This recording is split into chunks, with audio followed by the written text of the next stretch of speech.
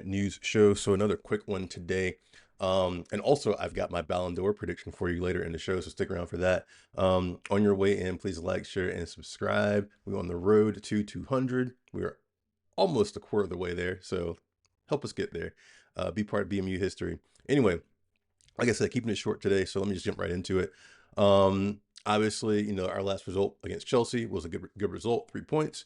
That puts us currently in 11th place, 2 points outside of the top five. So, you know, looking all right. Looking all right. I think we're headed in the right direction. Things don't look so bad now, right? And if we capitalize off these next two games, we're having a different conversation going into the international break. Anyway, speaking of the Chelsea game, like I said before, tell two halves. First half, I think we looked good, even before we went a man up. And then once we went a man up, obviously we capitalized. Second half, not so great. Even when we went a man down, I know we went a man down before the break, but that was close towards halftime. So I'm scooping it into second half. Um, you know, didn't look so hot to me, if you ask me, which is why Chelsea almost came back. Anyway, I would say that Ruben Amorim definitely bought himself some time with the result, the overall 3 points. And I hope we see more of it, right? I mean, even though I'm Amorim out, doesn't mean I don't want the club to succeed. So I mean, like, if he keeps winning, then yeah, let's keep going with it.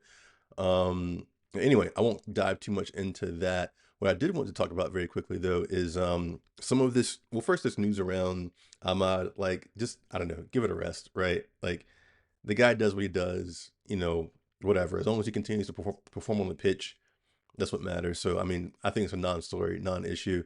Um, and people are still talking about Marcus Rashford. I mean, yes, he was one of my favorite players. He still is one of my favorite players.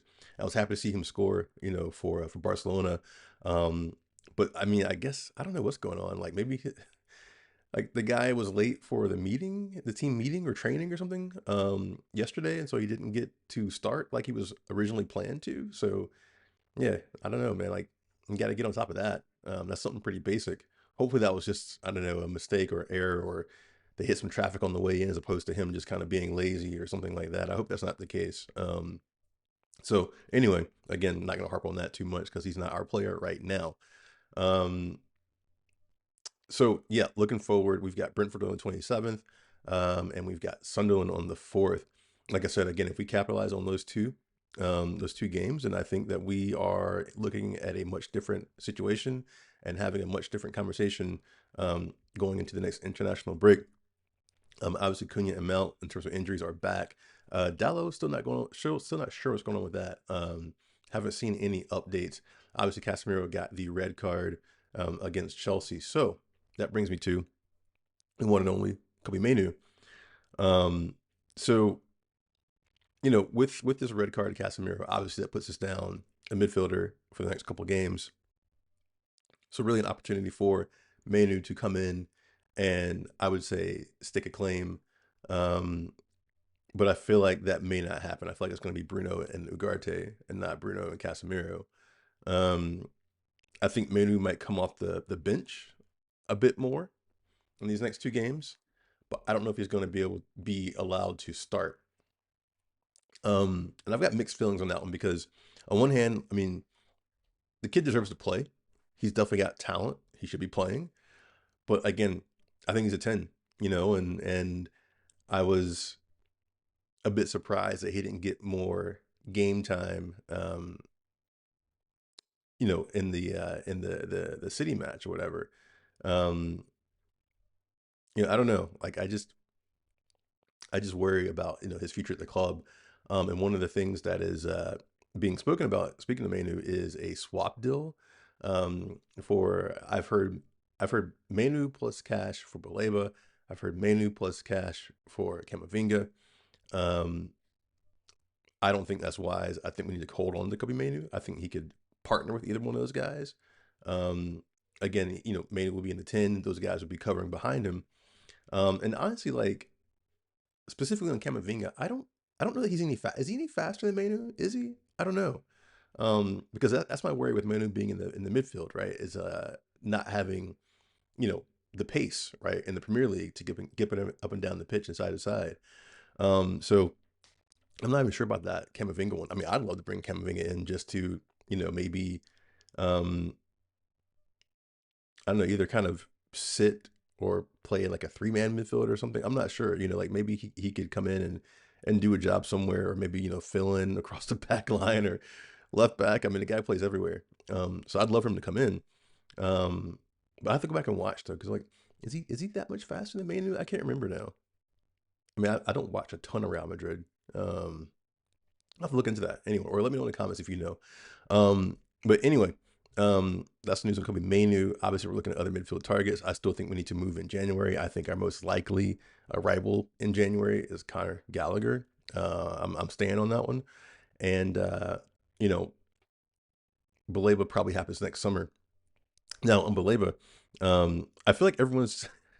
I'm gonna take credit for this one. I feel like everyone's like jumping on now to what I've been saying, including the Brighton manager, right? Like I've been saying that Carlos Baleba's bad performances this season were due to him being tapped up by Manchester United. He wanted to move, it didn't materialize, and now he's demotivated, right? And so now it's like you're seeing all the other, headlines and clips saying like, oh, like Baleba, his head was turned and now his head's not in Brighton anymore. And I'm like, yeah, I've been saying that. I mean, obviously, right? Like think about it in your own life. I mean, you working at your job and but like your dream company comes along, or a much bigger company, with fancier, I don't know, offices and whatnot, and compensation packages comes along, and you want to go work for that company, and your current company is like, no, no, you have to wait until, I don't know, next year, even though things were all lined up for you to go this year, right? So you're not gonna be as motivated, right? That next report's gonna be a little sloppy, and you're not gonna smile as much by the water cooler. You might show up on time as much, as you did before, all that good stuff, right? So no surprise there. I mean, these are human beings after all, right? They have emotions. So no surprise that he's demotivated or unmotivated right now at Brighton. So hopefully that makes the deal easier, right? Like I don't think that should make well, I mean, it'd be great if he made his price tag go down, but I don't think his price tag will go down. I don't think it should make his price tag go down, although it'd be great, like I said. I just think that, hopefully with him pushing from his side, and giving these poor performances, that, leads to making it easier for us to capture him. Anyway, let me jump forward very quickly here. Yes, so the much awaited Ballon d'Or and my Ballon d'Or prediction. So for the men, I think is going to be Dembele, right? It just makes sense. Dembele, PSG, in Paris. I mean, come on, right? So I think he gets it. I actually think PSG get Club of the Year, by the way. I could be wrong on that one, but I think PSG gets Club of the Year as well. On the women's side, I think it goes to either Lucy Bronze or Barbara Banda. I'm leaning towards Barbara Banda just because of the numbers. But that's my thought. I think Barbara Banda gets it for the women. But speaking of women's football, the Manchester United women drew 0-0 with Arsenal, thanks to some dodgy refereeing. I'm a player. I'm not a player, so I can say that.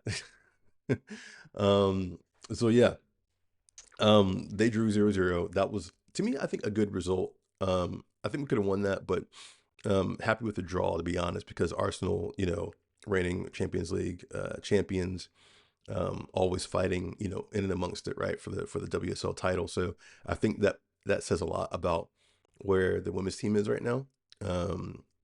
Now, I mean, what we need though, we need more investment in the women's team, and we need more players, right? Like I keep seeing when we name a squad, it's like we've got half the size of bench as our opponents or whatever. So we need to obviously put some money down and get some more players. But hopefully, the women's team can go and win trophies. And then hopefully the board will see, hey, look, like you need to invest more in us for us to continue this, to bring in money to the club. So yeah, speaking of that, the next match is this Sunday against Liverpool. Should be a big one. Should be a big win though. I think this might be like another, like, I don't know, 4-goal, 5-goal win for the women. But anyway, that's really it. So just before you go, quick reminders, please, please, please like and subscribe. Like I said, road to 200. Also, I'll be doing a match preview for the Brentford match. That'll come out on the 26th, and I'll do the live halftime show and of course the post-match discussion on that one. So yeah, like I said, keeping it short, and I will see you guys on the next one. Peace.